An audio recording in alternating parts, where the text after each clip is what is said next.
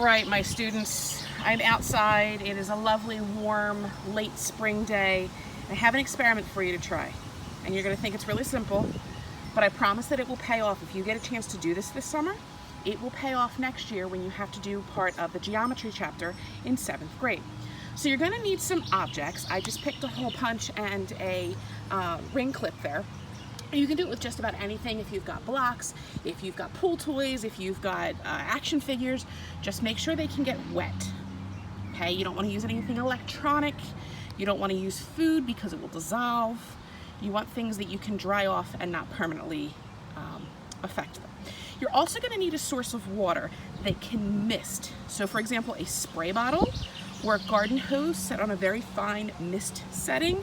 You don't want to just dump a bucket of water because it's going to run underneath and it's going to ruin it. So there's something in 7th grade called perspective drawings.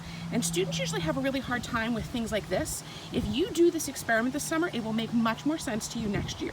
So I'm going to try to hold my phone and do this with the water at the same time and not ruin anything. All right, so you can see I have those two things. I'm going to, with my garden hose, see there it is, it's set on mist. Real lightly. Okay, you don't want to saturate it. You don't want so much that it's going to run underneath. What happens when I pull this away? You can still see the outline because it was hiding on top of it, or it was covering it. And when I pull this one away, you can still see the outline kind of sort of it. Now, those are pretty obvious. You see that that's a circle. You see that that is a hole puncher. What's going to happen when we turn them a different direction? This is where it's going to get tough to hold. So if I turn it, let's see if it will stand up this way. If I hold it like that, stay. Oh, it's gonna work, it's gonna work. And I go, psh, psh. Okay, not enough that it's gonna run underneath of it. But now look, when I take this away, it's a long, skinny strip. It doesn't look like this anymore because our perspective is different. Now, if I can do this one more time, let's find some dry.